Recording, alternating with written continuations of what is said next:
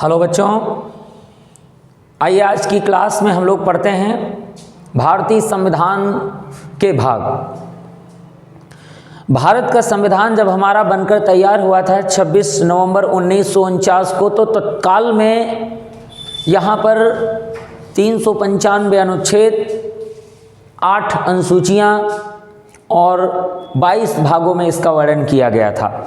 मगर आज हम लोग समझने जा रहे हैं कि भारतीय संविधान में अगर हम क्वेश्चन सबसे पहला पढ़ते हैं कि भारतीय संविधान को कितने भागों में बांटा गया है, तो यहाँ प्रश्न बनता है कितने भागों में बांटा गया है।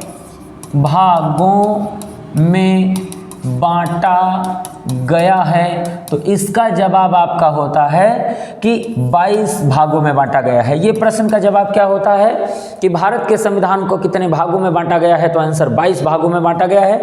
मगर प्रश्न यहाँ दूसरा शुरू होता है, भारतीय संविधान में कुल कितने भाग हैं, तो आंसर आपको याद करना है। यहाँ पर एक बार समझ लीजिए, यानी क्वेश्चन हमने लिखा भारतीय संविधान में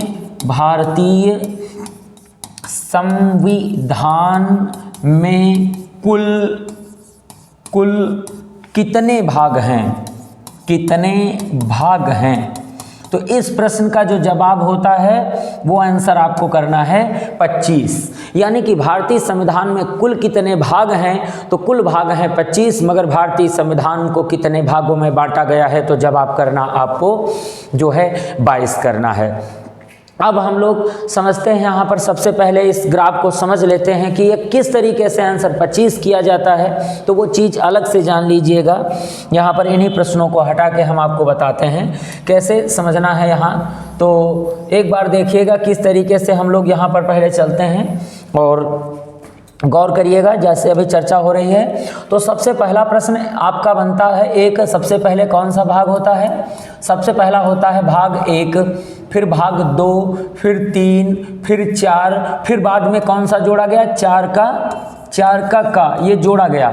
फिर अगला प्रश्न बनता है 5, फिर 6, फिर 7, फिर 8, फिर 9।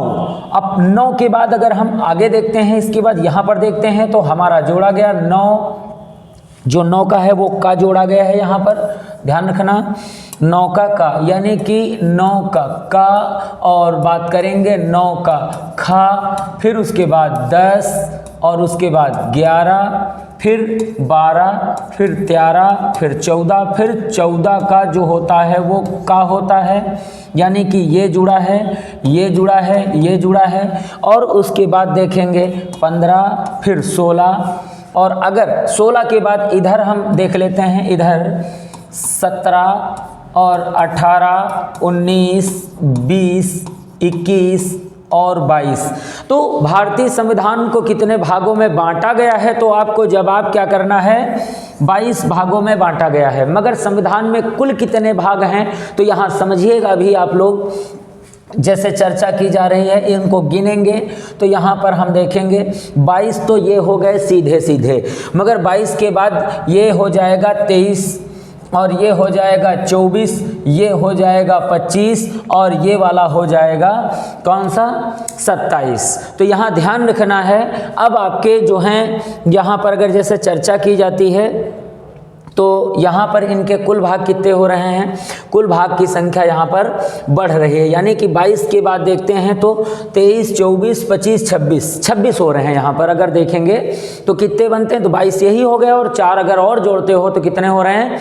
26 हो रहे हैं। अब प्रश्न है कि भारतीय संविधान में कुल कितने भाग हैं, तो यहाँ पर आपको हम बताएं, ये जो भाग आपका 7 है इसे पूर्ण रूप से निरसित कर दिया गया है, यानी कि अगर 4 भाग जोड़े गए हैं तो एक भाग आपका है जो हटाया भी गया है। यही कारण है कि उत्तर प्रदेश पुलिस परीक्षा 2019 में जब प्रश्न पूछा गया था कि भारतीय संविधान में कुल कितने भाग हैं, तो उसका जवाब आंसर 25 किया गया था।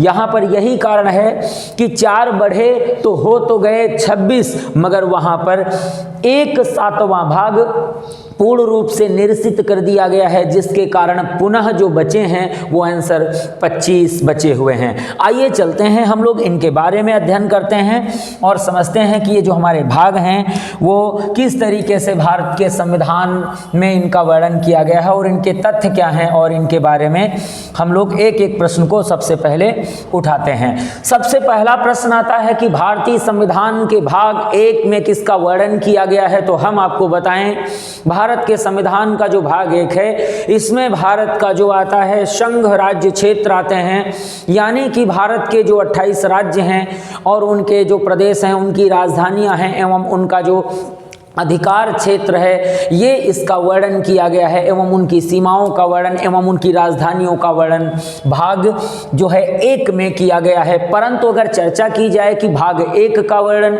किस अनुच्छेद से किस अनुच्छेद तक है, तो उसको अनुच्छेद 1 से लेकर के 4 के बीच में वर्णित किया गया है। हम लोग बात करते हैं नागरिकता की, तो वैसे नागरिकता जो भाग है ये भाग 2 में रखा गया है। नागरिकता को भाग 2 में रखा गया है और भाग 2 में वर्णन किया गया है कि भारत के नागरिकों को कितने प्रकार से नागरिकता प्रदान की जा सकती है और कितने प्रकार से नागरिकता समाप्त की जाती है। परंतु हम लोग यहाँ पर पहला प्रश्न बहुत मजबूती से पकड़ेंगे कि भारतीय नागरिकता अधिनियम सर्वप्रथम जो आया था वो कौन सा था। तो भारतीय नागरिकता अधिनियम 1955 अपने भारत में सबसे पहले आया, जिसके अंतर्गत भारत के किसी भी नागरिक को नागरिकता प्रदान होती है तथा उसकी आवश्यकता पड़ने पर नागरिकता सरकार द्वारा छीनी भी जा सकती है। तो इसका जो नागरिकता का वर्णन किया गया है वो कहाँ से कहाँ तक किया गया है, तो यहाँ ध्यान रखेंगे इसका वर्णन जो किया गया है अनुच्छेद जो है 5 से लेकर के 11 तक किया गया है, यानी कि अनुच्छेद जो 5 से लेकर के 11 तक इसका वर्णन किया गया है। अब हम बात करते हैं कि नागरिकता कहाँ से ली गई है, कि नागरिकता जो है वो किस देश से लिया गया स्रोत है। तो यह ब्रिटेन से ली गई है, यानी कि नागरिकता का जो संविधान में प्रमाण है कहाँ से आया है, तो आंसर ब्रिटेन से। बात करते हैं मौलिक अधिकार, यानी कि भारत के संविधान में मौलिक अधिकार जो लिए गए हैं कहाँ से लाए गए हैं, तो मौलिक अधिकार अमेरिका से लाए गए हैं। मगर मौलिक अधिकारों का जो मूल रूप है वो क्या है, वो इंग्लैंड के ही संविधान का एक मैग्ना कार्टा हुआ करता था, जो 1215 ईस्वी में राजा जॉन के समय में पारित किया गया था, उसे मैग्ना कार्टा कहा जाता था। तो मैग्ना कार्टा को आधार मानकर सर्वप्रथम अमेरिका के द्वारा अपने संविधान में मौलिक अधिकारों को उद्धृत किया गया, यानी कि शामिल किया गया। तो पुनः भारत ने मौलिक अधिकार जो लिए वो कहाँ से लिए, अमेरिका से। तो यहाँ पर ध्यान रखना है कि मौलिक अधिकारों का वर्णन कहाँ से कहाँ तक है, तो उसका जवाब आपको करना होगा 12 से लेकर के 35, यानी कि अनुच्छेद 12 से लेकर के 35 के बीच में नागरिकों के मौलिक अधिकारों का वर्णन किया गया है। यहाँ पर अगर हम किसी नागरिक की चर्चा करें तो अनुच्छेद 14 से 32 तक नागरिकों के मौलिक अधिकार हैं, बाकी से सामान्य वर्णन किया गया है। पुनः अगले क्वेश्चन पे हम लोग चलते हैं, नीति निर्देशक सिद्धांत, यानी कि नीति निर्देशक सिद्धांत की जैसे हम चर्चा करें कि किस भाग में इसका वर्णन किया गया है, तो भाग 4 में नीति निर्देशक सिद्धांतों का वर्णन किया गया है। नीति निर्देशक सिद्धांत किस देश से लाए गए हैं, तो उसका जवाब आपको करना है आयरलैंड, यानी कि जो आयरिश संविधान था उस संविधान से नीति निर्देशक तत्वों को लाया गया है। परंतु यहाँ बताया गया है कि नीति निर्देशक सिद्धांत नागरिकों के नहीं, यह एक राज्य के कर्तव्य के रूप में निर्दिष्ट किए गए हैं। बात आती है कि नीति निर्देशक सिद्धांतों को लागू नहीं कराया जा सकता है, इनको प्रवर्तन में नहीं लाया जा सकता है, ना ही तो इन्हें किसी भी वाद में इन्हें जो है प्रारंभ किया जा सकता है, यानी इनसे संबंधित कोई मुकदमा या केस कोर्ट में नहीं किया जा सकता है, जिसे हम नीति निर्देशक सिद्धांत कहते हैं, जो कि 36 से लेकर के 51 तक वर्णित किए गए हैं। अगले प्रश्न की चर्चा करते हैं, मौलिक कर्तव्य। अगर हम मौलिक कर्तव्य की चर्चा करें तो मौलिक कर्तव्य जो हैं कहाँ से लाए गए हैं, तो रूस से लाए गए हैं, सोवियत संघ रूस के संविधान से लाए गए हैं, जो कि इनको जोड़ा गया है। यानी कि अगर हम चर्चा करें, इनको जोड़ा गया है, और ये जो जोड़े गए हैं किस भाग में जोड़े गए हैं, तो आंसर आपको करना है भाग 4 के क में जोड़े गए हैं। और इनका जो अनुच्छेद बनता है वो कौन सा है, वो 51 का से शुरू होता है तो क का फर्स्ट से शुरू होता है और 11 तक जाता है, यानी कि 11 कर्तव्य हैं। आज हमारे नागरिकों के जो कर्तव्य हैं वो कितने हैं? 11 हैं। मगर प्रश्न यहाँ बनता है कि मौलिक कर्तव्य किसकी संस्तुति पर जोड़े गए हैं, किसने संस्तुति की थी कि इनको जोड़ा जाए? तो यहाँ पर आप ध्यान रखना है, सरदार स्वर्ण सिंह के कहने पर मौलिक कर्तव्य जो जोड़े भी गए थे। तो यहाँ अगर याद करो तो 42वां संविधान संशोधन हुआ था 1976 में। 1976 में ये जो संशोधन हुआ था तब इनको सबसे पहले जोड़ा गया था। और उसके बाद इनकी अगर हम संख्या की बात करें तो वर्तमान में इनकी संख्या कितनी है? इनकी संख्या 11 है। और जबकि जब जोड़े गए थे तब इनकी संख्या कितनी थी? तो आंसर याद कर लें, इनकी संख्या 10 थी। बाद में एक और जोड़ दिया गया था। तो वो जोड़ा गया था उसे हम लोग बोलते हैं 86वें संविधान संशोधन, जिसे बोला जाता है 2002 में उसको जोड़ा गया था, जो कि हमारा 11वां मौलिक कर्तव्य के रूप में निर्दिष्ट किया गया है। अगला क्वेश्चन होता है, हम भाग 5 की चर्चा करते हैं। तो भाग 5 जो हमारा है उसमें अगर हम बात करें तो संघ की विधायिका, यानी कि इसमें हम संसद की बात करते हैं, लोकसभा राज्यसभा जो हमारी विधायिका है, और न्यायपालिका जो है यानी कि जो सुप्रीम कोर्ट हमारा अपना विधिवत न्यायिक वर्णन करता है, और कार्यपालिका यानी कि जो हमारा मंत्रिमंडल है, इन सब का विस्तार रूप में वर्णन किया गया है। कार्यपालिका मतलब होता है हमारा मंत्रिमंडल, और उसके बाद अगर चर्चा करें न्यायपालिका होता है हमारा सुप्रीम कोर्ट एवं उसका त्रिस्तरीय प्रशासन, और विधायिका होती है लोकसभा और राज्यसभा का हमारा एक संगठन। तो यहाँ पर अगर चर्चा की जाए कि भाग 5 जो है वो कहाँ से कहाँ तक वर्णित है, तो अनुच्छेद 52 से भाग 5 की शुरुआत होती है, और कहाँ तक है? तो यहाँ पर है 151 तक इसका वर्णन किया गया है। चलते हैं अगले भाग पे चलते हैं इसके। जैसे यहाँ पर देखें कि भाग 5 के बाद अगर चर्चा की जा रही है तो भाग हम लोग आते हैं जैसे 6 में देखते हैं कि चलते हैं छठे भाग पे चलते हैं। तो छठा भाग भारतीय संविधान का जो हमारा है वो कौन सा है? तो अगर हम चर्चा करें कि छठे भाग में जिस तरीके से हम अपने भाग 5 को पढ़ते हैं कि वहाँ पर संघ की कार्यपालिका, संघ की न्यायपालिका और संघ का जो हमारा है वो कार्यपालिका का वर्णन किया गया है, तो वही बिल्कुल विधिवत वर्णन करना है कि जो भाग 6 शुरू होता है वहाँ पर भी वही बात शुरू होती है। यहाँ राज्य की हम बात करते हैं, विधायिका वर्णित है, राज्य की कार्यपालिका और राज्य की हमारी न्यायपालिका का वर्णन यहाँ पर किया गया है। यानी कि जो मुख्यमंत्री एवं उसका पूरा मंत्रिमंडल होता है, और जो हाई कोर्ट एवं उसका न्यायिक प्रणाली होती है, और जो हमारा राज्य का राज्य विधानमंडल एवं उसके जो संगठित जो हमारे सदन सत्र होते हैं वो सब इसमें जोड़े गए हैं। यानी कि इसका वर्णन अगर हम पूछे कहाँ से कहाँ तक किया गया है तो अनुच्छेद 152 से लेकर के 237 तक इसका वर्णन किया गया है। अगर हम अपने भाग बात करते हैं जिसे हम लोग कहते हैं भाग 7 की बात करते हैं, तो वैसे भाग 7 जो है वो 11वीं अनुसूची के जो खामे कुछ राज्य रखे गए थे तो उनको यहाँ पर रखा गया था, मगर आज इस पूरी जो है भाग को निरसित कर दिया गया है, यानी कि भारत के संविधान से इसे पूर्ण रूप से हटा दिया गया है। यानी कि आज हमारे संविधान में ये भाग नहीं है। अब हम लोग चलते हैं भाग 8 पर चलते हैं।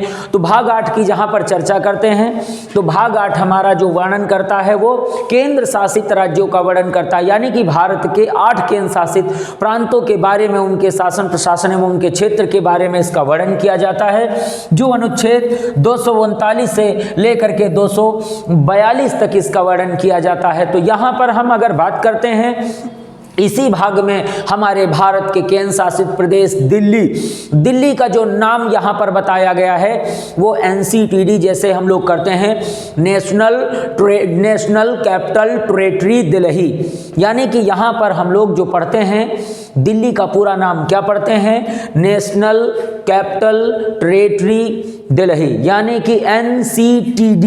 यहाँ पर इस अनुच्छेद में इस भाग में इसका नाम NCTD बताया गया है, यानी कि national capital territory Delhi. Delhi केंद्र शासित प्रांत का नाम, पूरा नाम ये होता है जो कि इसी भाग 8 में वर्णित है, तथा भारत के पूरे 8 केंद्र शासित प्रांतों का इसमें वर्णन किया गया है। फिर चलते हैं हम पंचायतें, यानी कि अगर बात करें हमारे संविधान का जो जिसे बोला जाता है 9 नंबर का जो भाग होता है उसमें किसका वर्णन किया गया है, तो 9 नंबर के भाग में पंचायतों का वर्णन किया गया है, जिसे हम ग्राम पंचायतें भी कहते हैं। परंतु यदि हम बात करें तो भाग में तो ये पहले से था, मगर अगर चर्चा करें तो इसे अगर हम बात करें कि 73वें संविधान संशोधन 1992 से इसे जोड़ा गया था, मगर कहाँ, इसे 11वीं अनुसूची में जोड़ा गया था। यह शब्द जरूर ध्यान रखना है, कौन सी, 11वीं अनुसूची में इसको जोड़ा गया था। ठीक है, पंचायतों में इसका वर्णन भाग में पहले से था, मगर इसको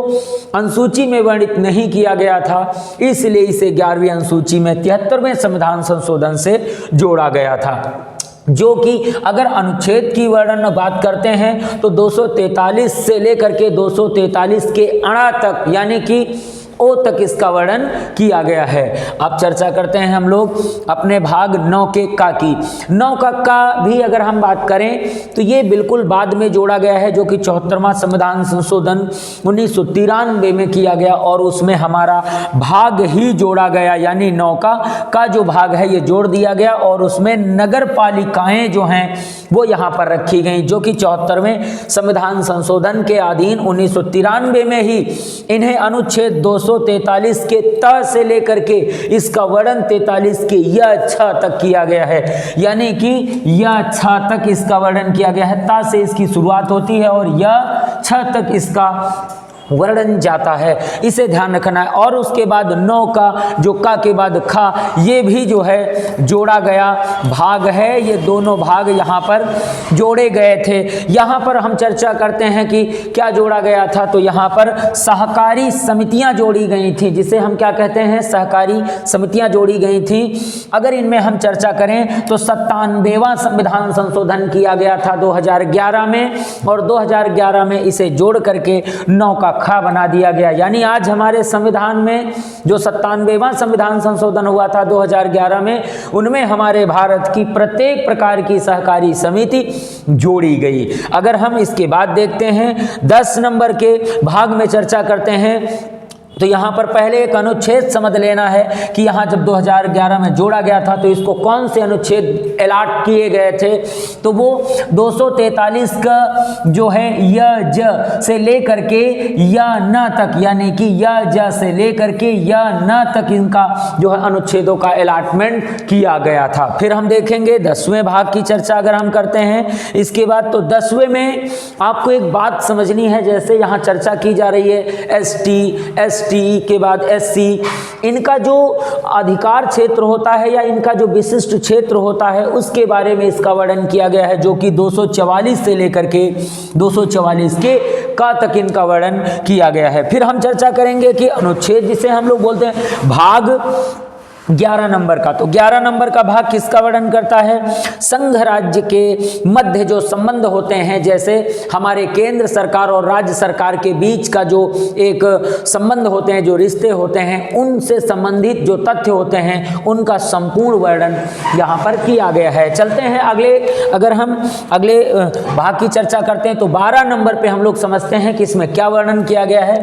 तो 12 नंबर का जो भाग है इसमें वित्त संबंधी, संपत्ति संबंधी एवं संविदा संबंधी एवं वाद, यानी कि इसका कहने का मतलब ये है कि भारत की परिसंपत्तियां, भारत का वित्त धन और भारत की संविदा, यानी जो ठेकेदारी सिस्टम प्रथाएं हैं अपने भारत में, और जो वाद हैं जिनको हम मामले बोलते हैं, सभी प्रकार के मामले किस भाग में रखे गए हैं, 12 नंबर के भाग में। सभी प्रकार की ठेकेदारी प्रथाएं या नियम कहाँ रखे गए, 12 नंबर के। संपत्ति एवं वित्त का वर्णन कहाँ है, आंसर 12। मगर यहाँ सबसे महत्वपूर्ण बात होती है कि अनुच्छेद 264 से 300 के का में रखा गया है। अब हम आपको बताते हैं कि मौलिक अधिकार भाग 3 जिसे हम लोग पढ़ते रहते हैं, तो भाग 3 का एक अधिकार हुआ करता था, 7वां मौलिक अधिकार हुआ करता था। संपत्ति का मौलिक अधिकार, और संपत्ति का मौलिक अधिकार जो था वो अनुच्छेद 31 में रखा गया था, परंतु उसे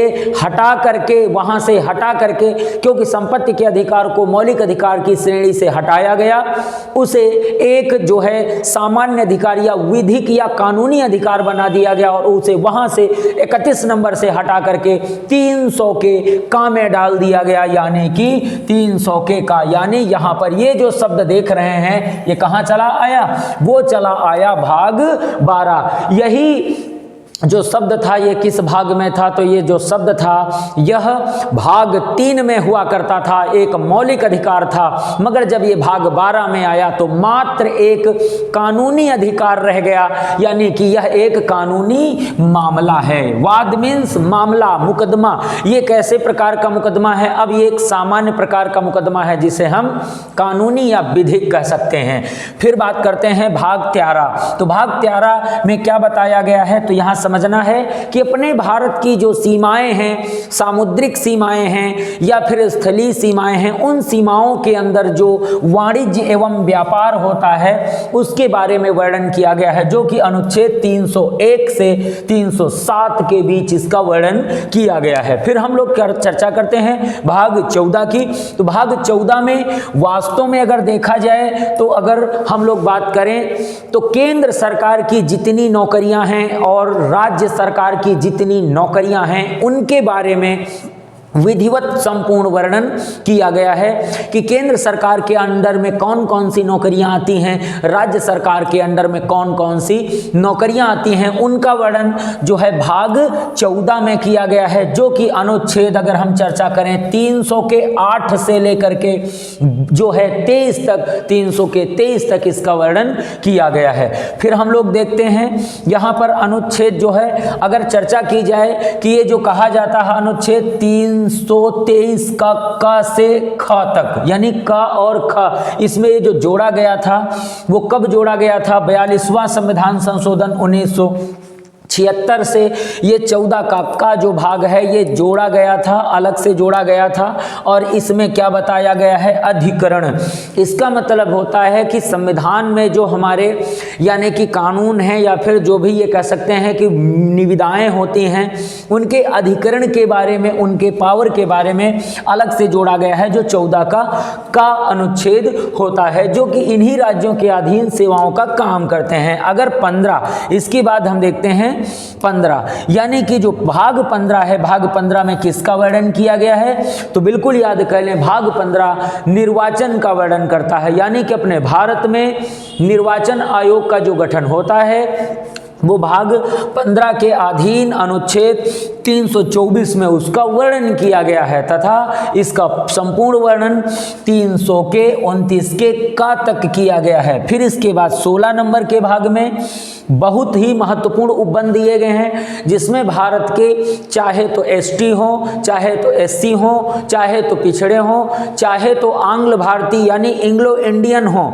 उनके बारे में जो विशेष उपबंध हैं, उनके विकास के बारे में, उनके सहायता के बारे में जो विशेष उपबंध हैं, विशेष कानून हैं, उन कानूनों का इसमें उपबंध किया गया है, यानी वर्णन किया गया है, जो कि 300 के 30 से लेकर के 342 तक इनके बारे में बताया गया है। फिर बात करते हैं 17, भाग 17 की बात करते हैं तो वेरी मोस्ट का नंबर यहाँ पर आता है। भाग 17 में राजभाषाओं का वर्णन किया गया है, और राजभाषा के अंतर्गत हम अपनी हिंदी को 343 से लेकर के 351 तक यहाँ पर इसका वर्णन किया गया है, जहाँ पर बताया गया है कि यह संसद की भाषा होगी, यह राज्य विधान मंडल की भाषा होगी, तथा यह न्यायपालिका की भाषा होगी, तथा यह भारत में प्रचार प्रसार के लिए भाषा होगी। तो इसको भाग 17 में जो 4 अध्याय बांटे गए हैं, तो 4 अध्यायों में इसे बांटा गया है। तो पहले भाग में संघ की भाषा, दूसरे में राज्य की, और तीसरे में न्याय की भाषा यानी न्यायपालिका की भाषा, और चौथा अध्याय जो होता है वो होता है राजकीय भाषा का प्रचार प्रसार एवं इसका जो है प्रोत्साहन, ये बताया गया है। फिर हम लोग चलते हैं अगले भाग पे चलते हैं और आ जाते हैं भाग 18। Very very very most question होता है भाग 18। अगर यहाँ हम चर्चा करते हैं जहाँ पर भाग 18 में आपातकालीन उपबंधों का वर्णन किया गया है, जिसे हम क्या कहते हैं, आपातकालीन उपबंध। उपबंध मीन्स होते हैं कानून। जो आपातकाल के कानून होते हैं उनकी अगर हम चर्चा करें तो आपातकालीन उपबंध कहाँ से लाए गए हैं, तो ये आपातकालीन उपबंध जो है वो जर्मनी से लाए गए हैं। अब प्रश्न बनता है कि आपातकालीन उपबंध में से अगर हम चर्चा करें तो जो 352 होता है इसे राष्ट्रीय आपात के नाम से जाना जाता है। जब कोई देश हमारे भारत पर आक्रमण कर देता है या सशस्त्र विद्रोह उत्पन्न हो जाते हैं तो ऐसी परिस्थितियों में भारत सरकार ये चाहे तो राष्ट्रपति के साथ अनुमति के साथ राष्ट्रीय आपात लग सकता है, जो अनुच्छेद 352 से लगता है। अगर यहाँ पर हम 360 की भी बात करते हैं, अनुच्छेद 360 की, तो अनुच्छेद 360 से वित्तीय आपात की घोषणा किसके द्वारा की जाती है, राष्ट्रपति के द्वारा। राष्ट्रीय आपात की घोषणा किसके द्वारा की जाती है, राष्ट्रपति के द्वारा। और अनुच्छेद 356 होता है, इससे क्या किया जाता है, तो एक राज्य या एक राज्य की सीमाओं के साथ कई राज्यों में, परंतु पूरे भारत में नहीं। यानी कि यदि कहीं राष्ट्रपति शासन लगाना है तो किससे लगाते हैं, 356 से राष्ट्रपति शासन का वर्णन किया गया है। मगर राष्ट्रपति शासन संपूर्ण भारत में एक साथ नहीं लगता है, एक राज्य या उसके पड़ोस के कई राज्यों में हो सकता है, परंतु संपूर्ण भारत में जब लगेगा तो वो अनुच्छेद 352 का प्रयोग किया जाएगा, जिसे राष्ट्रीय आपात कहा जाता है और इसे राष्ट्रपति शासन कहा जाता है। अब चर्चा करते हैं भाग 19 की। तो भाग 19 सामान्यतः एक भाग है जो कि प्रकीर्णन व मिश्रित तथ्यों का वर्णन करता है, जो 361 से 67 तक इसका वर्णन किया गया है। यहाँ पर यदि हम देखते हैं तो केंद्र और राज्य और न्यायपालिका, कार्यपालिका, इन सब के पूरे संविधान से मिश्रित जो बातें हैं उनके तथ्यों को यहाँ संरक्षित किया गया है, उनको यहाँ पर रखा गया है, जो कि प्रकाश डालते हैं, जो कि फोकस डालते हैं हमारे संविधान के मूल तथ्यों पर। फिर बात करते हैं 20 की। वेरी वेरी मोस्ट क्वेश्चन होता है संविधान संशोधन। संविधान संशोधन की जो प्रक्रिया है, वैसे तो हम लोग दक्षिण अफ्रीका से उठाए हुए हैं, इसका स्रोत लिया गया है, और यह संविधान संशोधन की जो प्रक्रिया है अनुच्छेद 338 में, अकेले एक अनुच्छेद में इसका वर्णन किया गया है। परंतु हम संविधान संशोधन जो करते हैं वो संसद की सहमति पर, यानी लोकसभा और राज्यसभा के विधेयक के पारित होने के बाद, राष्ट्रपति की अनुमति के मिलने के बाद ही उसे हम संशोधित मानते हैं।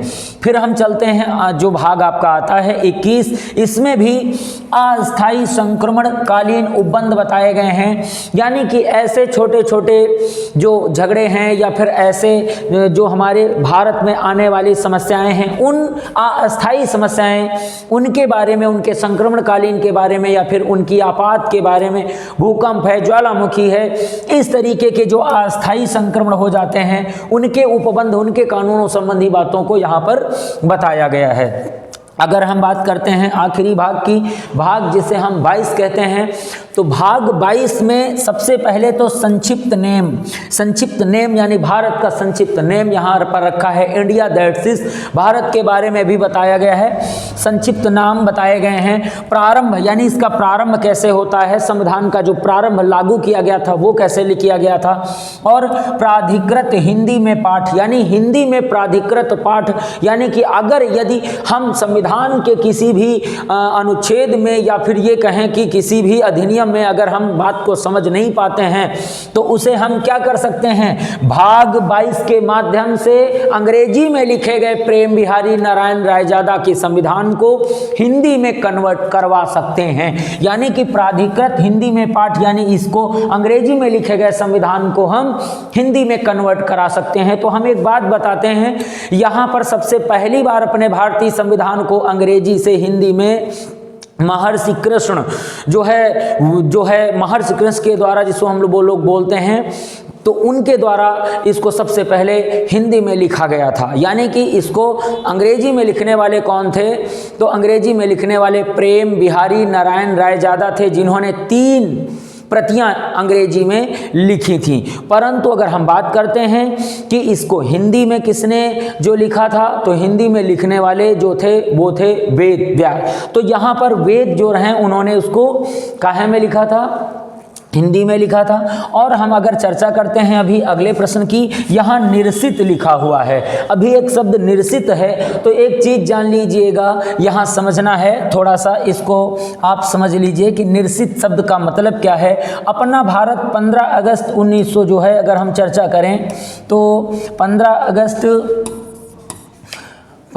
अगस्त 1947 को अपना भारत आज़ाद हो गया था। तो आज़ादी के बाद अपने भारत में अगर हम चर्चा करते हैं तो भारत का संविधान बनने में 26 नवंबर 1949 तक का समय लगा था।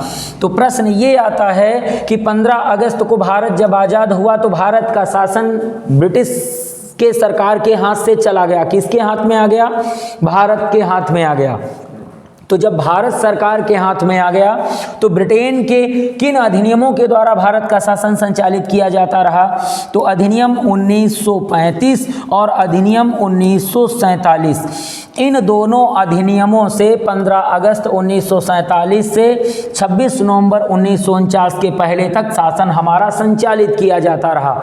मगर जब 26 नवंबर को 1949 को भारत का संविधान 15 धाराओं के साथ सबसे पहले लागू किया गया था, तो भारतीय संविधान को सर्वप्रथम अंगीकृत कब किया गया, स्वीकृत कब किया गया, आंशिक रूप से लागू कब किया गया? तो उसका जवाब आपको करना है 26 नवंबर 1949। एक बार पुनः जान लीजिए, अंगीकृत कब किया गया, स्वीकृत कब किया गया, आंशिक रूप से लागू कब किया गया, या भारतीय संविधान को पहली बार लागू कब किया गया? तो उसका जवाब आपको ये करना है। परंतु ध्यान रखना है कि अपना जो संविधान था उनमें सबसे पहले 15 अगस्त 1947 से 26 नवंबर के पहले तक जिन अधिनियमों के सहारे भारत में शासन का संचालन किया जाता रहा, उनको पूर्ण रूप से निरसित कर दिया गया। यानी कि अगर हम बात करें ब्रिटेन के पार्लियामेंट से पारित होकर आए अधिनियम अब हमारे लिए आवश्यक